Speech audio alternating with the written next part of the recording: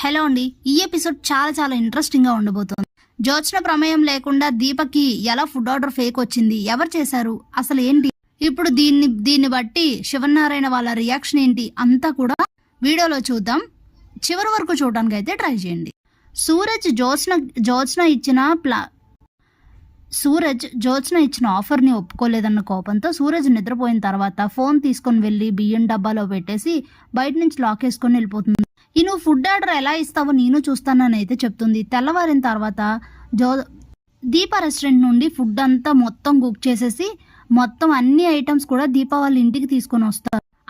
అంత ఫుడ్ అంతా కూడా టేస్ట్ చేసి అంత చాలా బాగుంది, బాగా వండారని అయితే చెప్తుంది దీప. అంతా మీ గైడ్ లైన్స్ లోనే జరిగింది కదా మేడం అని చెప్తే, సరే అయితే మరి ఫుడ్ ఆర్డర్ ఎక్కడ ఇవ్వాలి మేడం అని అడిగితే అది సూరజ్కి చెప్పానని చెప్తుంది దీప. ఇంతలో జ్యోత్స్న వచ్చి సూరజ్ రూమ్ చూస్తే వేసిన లాక్ వేసినట్టే ఉంటుంది. అయితే ఇంకా లేవలేదేమో అని అనుకుంటూ ఉంటే ఇంతలోనే వీడియో కాల్ చేస్తాడు సూరజ్. బయట ఉన్నాను, ఇదిగో ఫుడ్ ఆర్డర్ వెళ్తుంది, అన్నీ నువ్వనుకున్నట్టే జరిగిపోతాయో నా కలలు కనకు అని చెప్పి ఫోన్ పెట్టేస్తే, అనవసరంగా నేనేం చెయ్యలేదు, ఇప్పుడు నా ప్లాన్ ఏమీ లేదు. దీప కనుక ఈ ఫుడ్ ఆర్డర్ ఇచ్చిందంటే తన గ్రాఫ్ ఒక్కసారిగా పెరిగిపోతుంది, 60% 70% ప్రాఫిట్లోకి వెళ్ళిపోతుంది. ఇప్పుడు నేనేం చేయాలి అని ఆలోచిస్తూ ఇంకక్కడి నుంచి వెళ్ళిపోతుంది జ్యోత్స్న.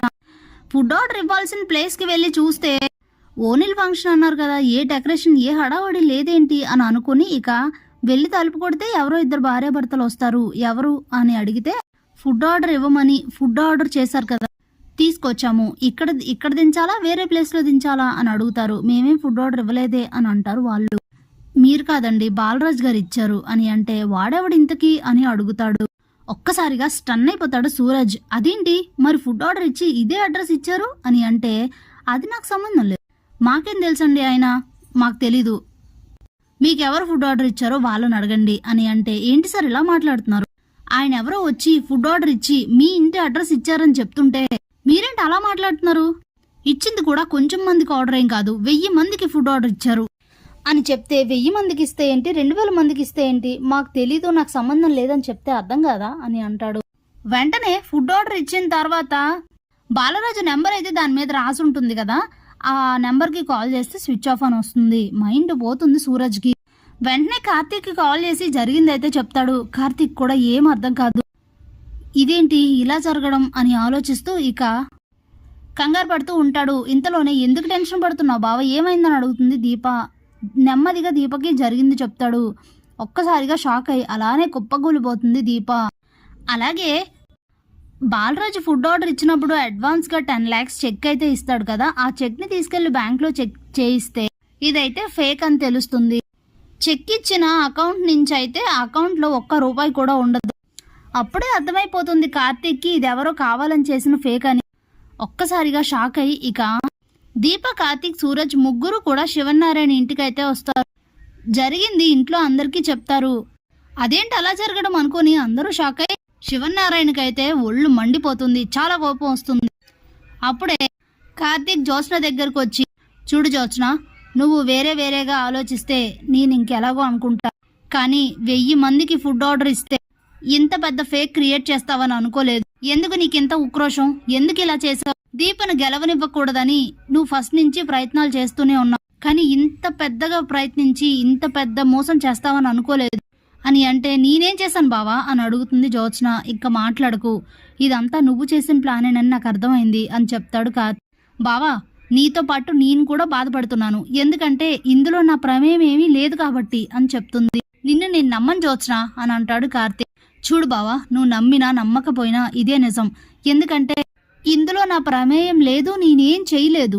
మొన్న అతను వచ్చి ఫుడ్ ఆర్డర్ ఇచ్చినప్పుడు నేను 3000 చెప్పినప్పుడు దీప 2000కే చేస్తానన్నప్పుడు నేను మనసులో ఏమనుకున్నానో తెలుసా, ఒక 500 తగ్గించి ఉంటే అయిపోయేది కదా, ఆ ఆర్డర్ ఏదో నాకే వచ్చేది కదా అనుకున్నాను. నేను ఎన్ని చెప్పినా నువ్వు నమ్మవని నాకు తెలుసు బావా, నిజంగా ప్రామిస్గా చెప్తున్నాను, నాకు ఎలాంటి సంబంధం లేదు అని చెప్తే ఇక జ్యోత్స్న చేసుండదు అని అయితే అంటారు శివనారాయణ. ఇప్పుడు ఎవరు చేసినా ఏమీ చేయలేం కదా తాత, ఏం చేయాలో ముందు అది చెప్పు, ఇది అసలు ఎవరి పని అయి ఉంటుంది అని అంటే, ఇది ఎవరి పని అనేది తర్వాత ఆలోచిద్దాం, ముందు దీప బాధను పోగొట్టాలి.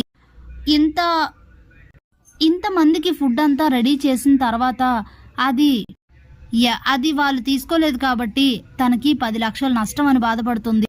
ముందు అది పూడ్చాలి మనం అని అంటే, ఏం చేస్తాం తాత అని అడుగుతుంది జ్యోత్స్న. అదే అర్థం కావట్లేదు అని అంటే, అప్పుడే బాగా ఆలోచించి సూరజ్ అయితే, సార్ నా దగ్గర ఐడియా ఉంది, మనం పెట్టిన డబ్బులు మనకు వెనక్కి వచ్చేస్తాయి అని అంటే, ఏంటది అని అడుగుతాడు. ఈరోజు ఈ 1000 మంది కోసం కుక్ చేసిన ఫుడ్ మొత్తం కూడా మన జ్యోత్స్న రెస్టారెంట్స్ హైదరాబాద్లో ఉన్న బ్రాంచెస్ అన్నింటికి స్ప్రెడ్ చేసామనుకోండి, కొంచెం కొంచెం ఇస్తే ఈ రోజున్న మెనూలో ఇవే యాడ్ చేసి పెడితే అవే ఫుడ్ అయితే డిస్ట్రిబ్యూట్ చేసేస్తారు. అప్పుడు ఫుడ్ వేస్ట్ అవ్వదు, డబ్బులు వేస్ట్ అవ్వు, మన డబ్బులు మనకు వెనక్కి వచ్చేస్తాయి.